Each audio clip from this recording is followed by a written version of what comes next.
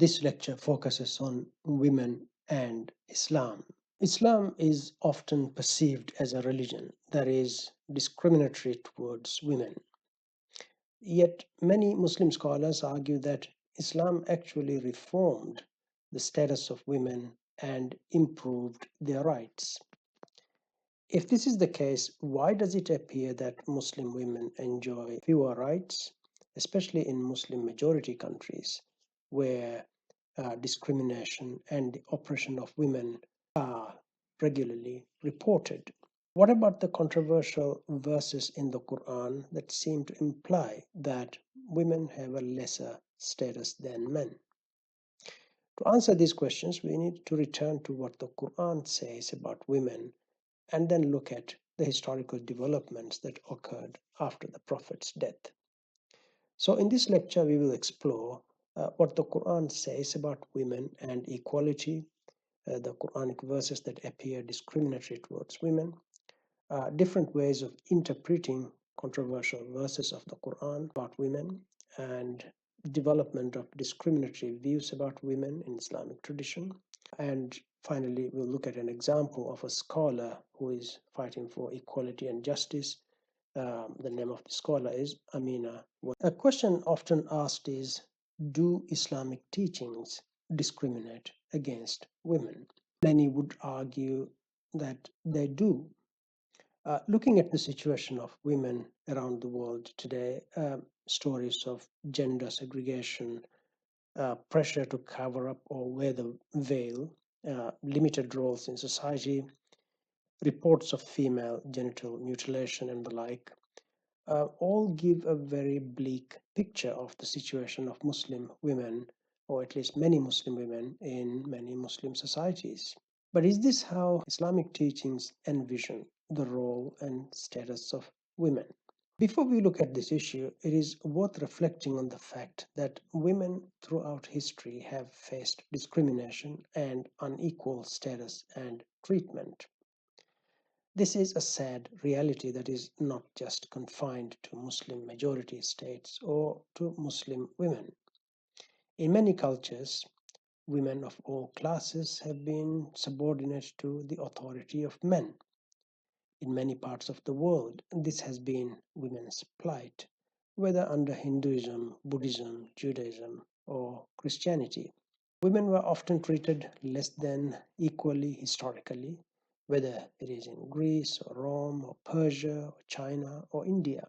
This remained true till very recently, with the advent of developments like international human rights law and movements like feminism that claim equal rights for women and men. So, what does the Quran say about women and equality? To understand what Islamic teachings say about women, we need first to look at what the Quran says, the Quran being the most important text in Islam. Overall, we can say that the ethical voice of the Quran is egalitarian and non discriminatory.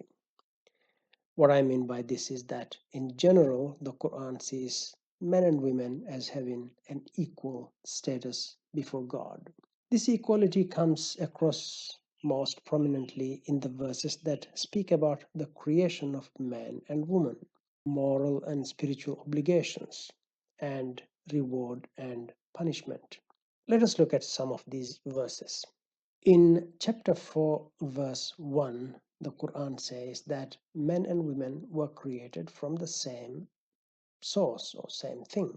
It says, O humankind, be conscious of your sustainer, who has created you out of one living entity, and out of it created its mate, and out of the two spread a multitude of men and women. So, in their very essence, according to the Quran, men and women are made from the same stuff, or what the Quran calls nafs in Arabic. Nafs is sometimes translated as soul. In another verse, which is chapter 74, verse 38, the Quran affirms that men and women are equally responsible for their actions. And the verse says, Every soul will be held in pledge for its deeds. The Quran is using the word nafs or soul here, which reflects complete gender neutrality. It applies to both men and women. Men and women are also equal in terms of their religious obligations towards God. They say the same declaration of faith and are required to pray 5 times a day, give zakat, fast during Ramadan, and undertake the pilgrimage where possible. The only differences between the obligations for men and women are because of their biological differences or for the purpose of protecting a woman's health. For example, there are different requirements if a woman is in her periods or has just given birth. Chapter 33, verse 35 makes it clear that men and women have the same religious obligations. It is a rather longish verse. Let me quote that. It says, "Surely for men who submit to God, and for women who submit to God, for believing men and for believing women, for devout men and devout women, for truthful men and truthful women, for steadfast men and steadfast women, for humble men and humble women, for charitable men and charitable women, for fasting men and fasting women, for men who guard their chastity and women who guard their chastity, for men who remember God much and for women who remember God much.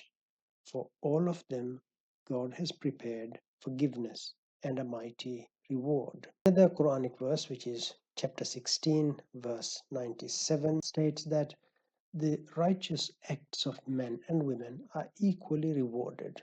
And let me again quote that.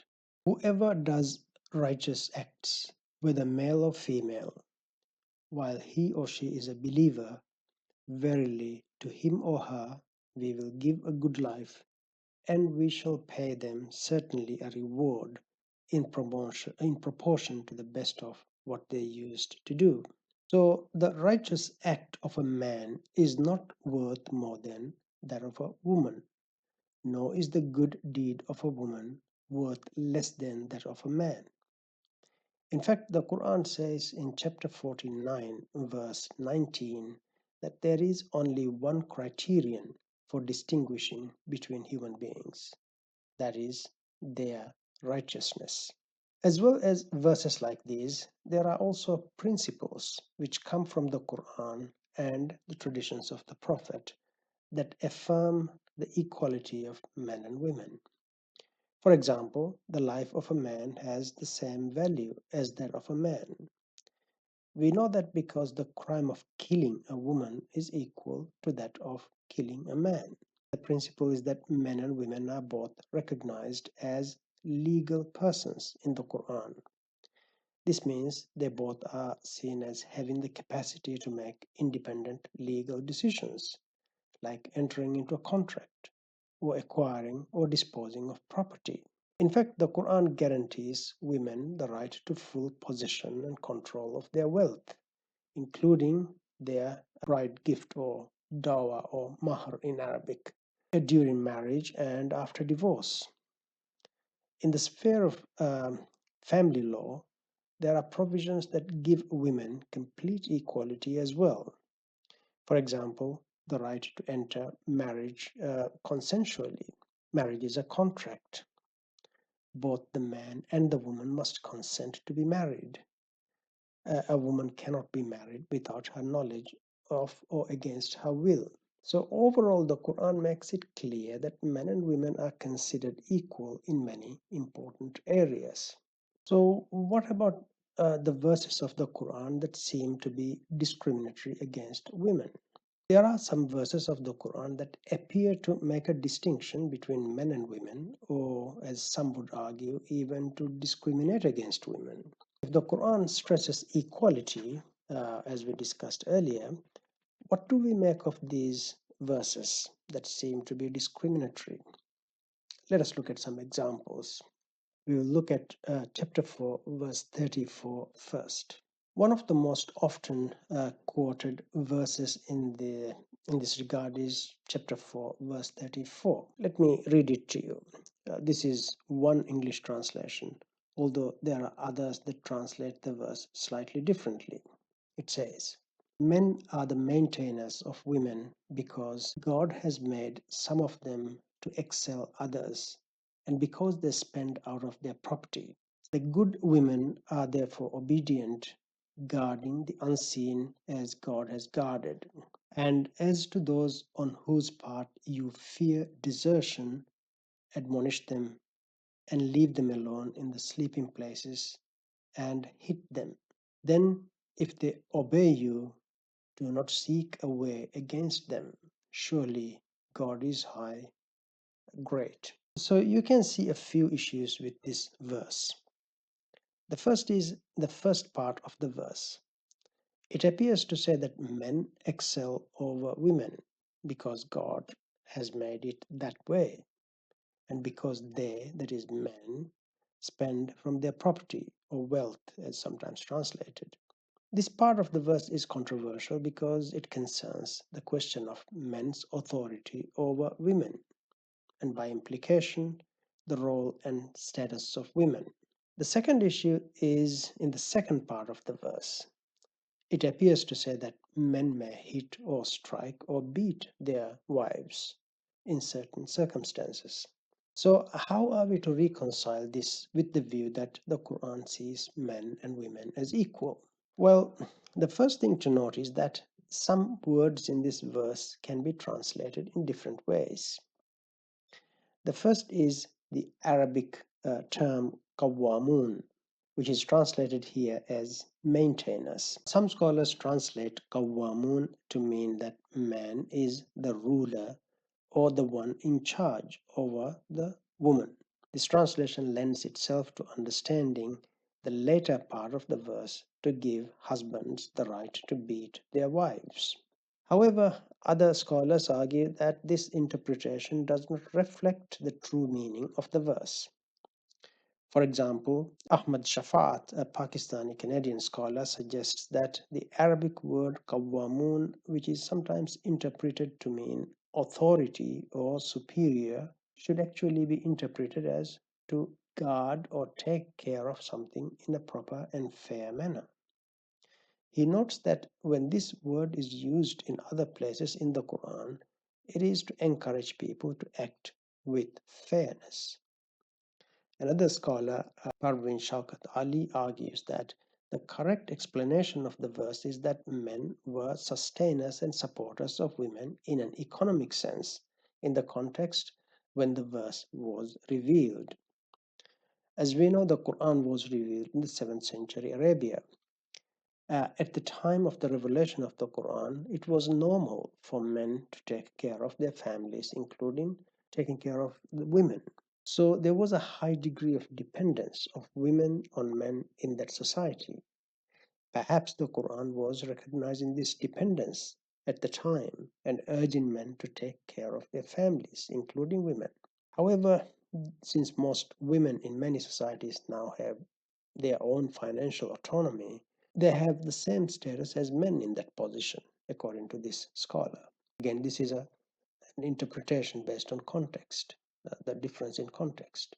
Rifat Hassan, another scholar, believes that the passage is saying that since women can bear children, a function that is critical for the survival of the community, they should not have the additional obligation of being breadwinners at the same time.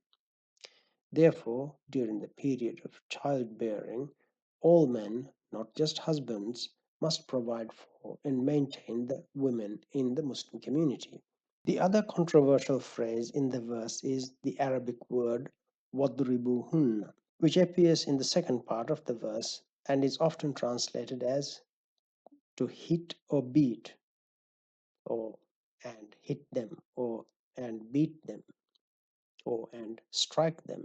There have been in the modern period a number of attempts by various scholars to translate this phrase in different ways.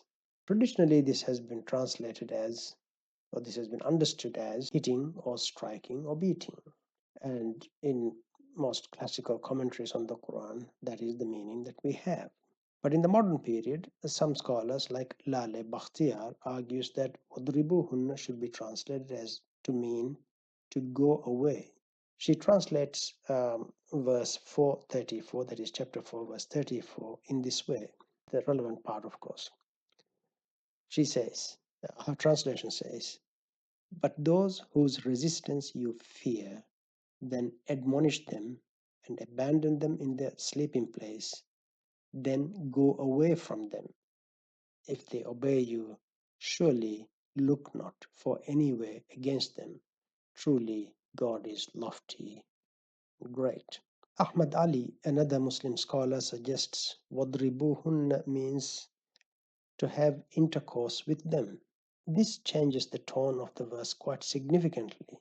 And let me read his interpretation of the whole verse. He says, and his translation says, "Men are the support of women, as God gives some more means than others, and because they spend of their wealth to provide for them. So women who are virtuous are obedient to God and guard the hidden as God has guarded it. As for women you feel are averse, talk to them persuasively, then leave them alone in bed without molesting them, and go to bed with them when they are willing. If they open out to you, do not seek an excuse for blaming them. Surely God is sublime and great." Obviously, this is a very modern reading of this Quranic verse. Other scholars say that the word or the phrase "wadribuhun" should be translated as to hit or beat, but the Quran only permits this in very limited circumstances. For example, Khalid Abul Fadl says that "wadribuhunna" is only relevant in a situation where a married woman has committed adultery openly, and that it is not permissible for all situations because Islamic law, as a general rule, does not sanction violence. In classical commentaries on the Quran, this notion of hitting is widely recognized. But most scholars would say that this should not be in a way that causes any injury. Some would say that this can even be symbolic. However, in the modern period, such practices are considered as unacceptable, as more emphasis on equality is placed on the relationship between husband and wife. As you can see, this is a controversial issue, and there are many interpretations of these words or phrases or verses. Let us now look at chapter 2, verse 282. This verse seems to prescribe two female witnesses in place of one man when giving evidence. Let me read it to you. "O you who have believed, when you contract a debt for a specified term, write it down, and let a scribe write it between you in justice. Let no scribe refuse to write as Allah has taught him. So let him write, and let the one who has the obligation dictate, and let him fear Allah, his Lord, and not leave anything out of it. But if the one who has the obligation is of limited understanding, or weak, or unable to dictate himself, then let his guardian dictate in justice, and bring to witness two witnesses among your men. And if there are not two men available, then a man and two women from those whom you accept as witnesses, so that if one of the women errs or makes a mistake, then the other can remind her." So, as you can see, the verse appears to make a distinction between a situation where a man is giving evidence and where a woman is giving evidence. Because of this, it is often used to support the view that women are inferior to men because two women's testimony is equivalent to one man's. However, some Muslim scholars provide an alternative explanation for the verse. For example, Fazlur Rahman argues that the verse was sent down or revealed because at the time in places like Medina, women did not usually deal with these kinds of business and legal matters. Men were dominant in these areas in that society. Since this was the norm in the 7th century, it was better to have two female witnesses rather than just one, he argues. However, he emphasizes that this does not mean that the Quran was setting down a general rule or principle about the value of a woman's testimony. This is clear because there are other verses in the Quran that discusses evidence and none of them require the condition of two female witnesses, that is in place of one male. For example, chapter 24 verses 6 to 9. In these verses, a woman's oath is enough to prevent her being punished if her husband accuses her of adultery. In this case, her word outweighs that of a man. Other scholars suggest that against the background of the 7th century tribal Arabia, involving a woman as a witness is an activity that was clearly within the public realm of life, and was actually a step forward for women. Till the advent of Islam, they argue that women were not necessarily allowed to participate in public life in that way in that society, or at least in similar cases. So the verse actually increased their standing in society at the time, not diminished it. Again, this is a very different reading of the verse. So in summary, we can see that there is certainly support in the Quran for equality between men and women. Where there are problematic verses, it is helpful to keep in mind the context in which they were revealed. By taking them literally without regard to the social, political, or cultural context, or by relying on just traditional or classical interpretations, there is a danger that their meaning will be misunderstood.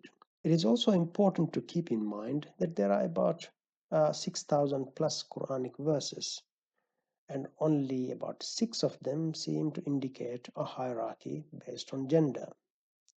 So, based on these figures, perhaps we can say that there is relatively little evidence that the Quran sees men and women as unequal or promotes discrimination towards women as such. So, how did discriminatory views about women emerge in Islamic tradition? There are, of course, many answers to this question, but let me provide one answer. The Islam came into a culture that was strongly patriarchal and tribal. And Islam made many positive changes to the rights that women had and challenged the way in which women were perceived. But it did not try to achieve complete equality between men and women. To make such a dramatic change in Islam's early years would have been culturally hard to accept. Instead, it set about changing some of the worst ways in which women and girls were treated. It also guaranteed certain minimal rights for women that improved their situation and status. Let me give some examples. Female infanticide, the deliberate killing of female babies, was practiced by certain tribes in Arabia, which considered female children as a source of shame. The Quran made it absolutely clear that this practice should not continue. The trading of women through marriage agreements is another practice mentioned in the Quran. The Quran changed this by ensuring women had legal agency to consent to their own marriage. Another common custom was polygamy, where a man could rightfully marry numerous wives, but a woman could only take one husband. The Quran did not prohibit this practice, but it limited it and put conditions on how it could occur. The Quran also gave women a specific share in inheritance because they had previously had none in many cases in that society. It encouraged access to education for women and some participation in public life. At the level of family law, it guaranteed a wife's right to maintenance and decent treatment. It also gave the right to terminate the marriage for the wife on certain grounds. At the same time, the Prophet focused on increasing the visibility of women in society. Under his leadership, women began to play a more significant role in public life. There are references in the Quran to women who felt free to address and even argue with the Prophet. In these examples, women's views were listened to and responded to with respect. This level of achievement may not appear impressive by some modern standards, but it was very significant in that context. So we could say that the teachings of Islam, by and large, improved the status of women and provided them many rights that they previously did not have, or had in a very limited way. In that sense, on balance, the teachings of the Quran and the Prophet can be seen as reformist. A question is, if the Quran and the Prophet were reformist, why did those reforms took hold in Muslim societies since then? A question is, if the Quran and the Prophet were reformist, why didn't those reforms took hold in Muslim societies since then? Well, by and large, those reforms continued in traditional Islamic law. In practice, however, the cultural norms in the early centuries of Islam in many societies influenced significantly how women and their roles were perceived. The dominance of men in politics, economic affairs, education, and in general overall governance of societies emphasized their role within the family as well, that is, men's role within the family as well. This dominance also defined women's role in society in a rather narrow manner. Another response to this question about discriminatory views can be stated as follows. Soon after Prophet Muhammad died, the reforms that Islam had put into place for women began to deteriorate. The cultural and social values that were negative towards women still persisted to some extent, and not all the reforms or instructions concerning women were adopted in practice. Muslim women were removed from public and political life soon after the Prophet's death, while men dominated in positions of power, particularly in the political, legal, and theological spheres. As the patriarchal culture of society did not allow them to fully participate, uh, Quranic scholarship and the interpretation of Islamic law became the exclusive province of men. The impact on women's rights was predictable. Most of the progress for women that had been made during the life of the Prophet ended shortly after his death. Eventually, the idea of women being inferior to men became embedded in traditional Islamic law, not because the Quran taught this, but because the social and cultural context encouraged it. Unfortunately, this legacy continues in many Muslim societies around the world today. There are, of course, other interpretations of why the prophetic and Quranic reforms did not lead to further reforms in relation to women in Muslim societies. But we will leave this issue aside for the time being. Let us look at the issue of challenging discrimination against women. What is observable in the modern period is that there are attempts going on to change the situation and conditions for women in Muslim societies. Of course, as part of the broader global movement for equality and justice for women. There are many Muslim scholars, both men and women, who are challenging these negative ideas about women by revisiting discriminatory positions adopted in traditional Islamic law or in the interpretations of key Quranic verses. Of particular importance are the voices of a number of prominent women scholars whose works challenge the view that the Quran is inherently discriminatory against women. Their writings seek to reinterpret what they describe as traditional patriarchal interpretations. Let me provide just one example of a Muslim scholar who has been at the forefront of this debate about equality and justice for women. The scholar is Amina Wadud. Amina Wadud is an African American Muslim who converted to Islam in 1972 while she was an undergraduate student at the University of Pennsylvania. She teaches and researches around Islam, gender, and Quranic studies. So, what are Amina Wadud's central claims? Well, For Wadud, full equality for women is the Quran's intention because it is only through fully established personhood that any human being can fulfill his or her obligations to God. In the Quran, the purpose of human creation is specified as recognition and worship of the one God and trusteeship of the earth, or in other words, to be the Khalifa of God on earth. The word Khalifa is an Arabic word which can be understood as trustee or representative. In this case, trustee or representative of God on earth. Wadud argues that the trusteeship of the earth is the responsibility of each human being, man and woman, not just man. According to the Quran, this trust or trusteeship is the reason for human existence. So Wadud argues that to deny full personhood to women is to deny them their full capacity of being a trustee or Khalifa of God on earth. Wadud notes that in the historical period following the death of the Prophet Muhammad, Muslims developed the practical and philosophical details of the Islamic ethics. However, acknowledging the full humanity of women was simply not done at the time, she argues. Wadud stresses that gender disparities are unfair.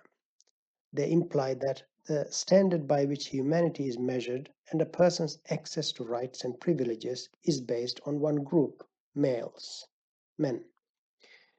According to her, this leaves women in the subcategory of a deviation from the norm, that is, the male or the man. This diminishes women's sense of self and leads to her accepting an inferior place and status in life.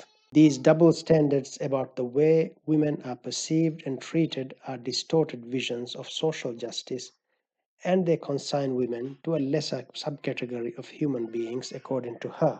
Wadud challenges these historically developed notions and tries to construct alternative ways of determining women's value and status in Islam. A vision of social justice motivates her search of Islamic tradition and the text of the Quran for a perspective that removes this tendency towards social injustice.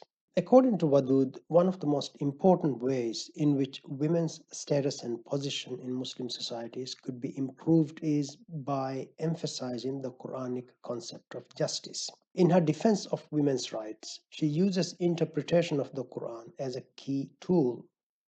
For her, the basic position of the Quran is very much about emphasizing justice for both men and women. Many Quranic verses about women were about emphasizing this idea of justice and fairness to women, she argues. Wadud developed a range of tools and methods for interpreting the Quran, arguing that such interpretation would provide an Islamic basis for justice, equality, and fairness for women. In her approach to interpreting the Quran, she places a very important emphasis on social and cultural context of the Quran, that is, of the early 7th century, and how Quranic verses must be interpreted in light of that context. There are, of course, many Muslim women today like Wadud. These scholars, thinkers, and activists are going back to the Quran to find support for their struggle for justice, fairness, and equality. Their position is that the Quran provides a lot of support for them and their struggle. And if interpreted properly, they argue that a range of ideas, views, and attitudes that developed in Muslim societies about women that may be demeaning to women or consider them to have a lower status than men can be challenged and revised. Ideas such as men are superior to women, or women are incapable of holding leadership positions in society, or women should be always subject to men's authority and the like, according to these scholars, have more to do with discriminatory ideas and practices that existed in earlier societies than with the teachings of the Prophet or the Quran. Scholars like Wadud have influenced many Muslim women in their quest for equality and justice. One of the good examples of this influence is in the global movement for justice by Muslim women, which is the Musawa movement, Musawah.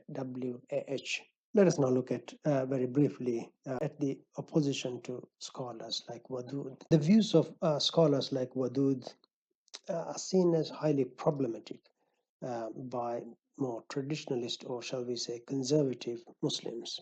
Some Muslims see Wadud and other Muslim feminist scholars and activists as promoting among Muslims ideas of Western feminism and thereby undermining traditionally held gender roles in Muslim societies and promoting sexual freedom for women, destroying the foundations of Muslims' family, and challenging traditional Islamic laws in relation to differentiation between men and women in certain areas.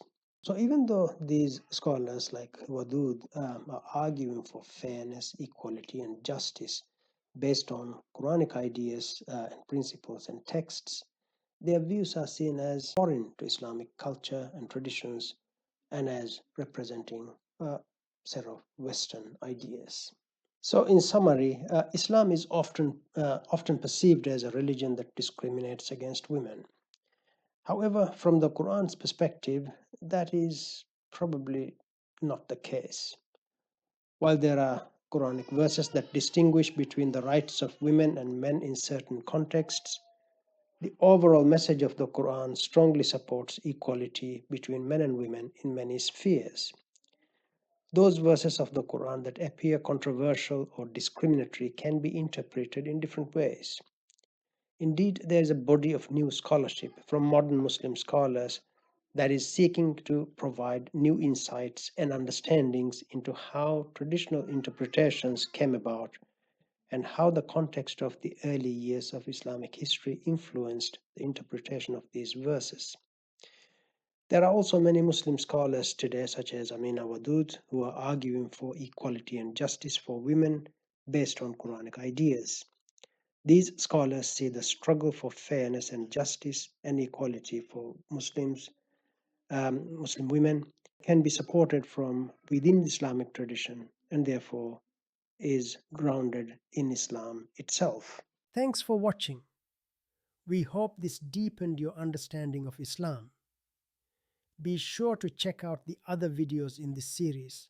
Keep exploring. Don't forget to subscribe.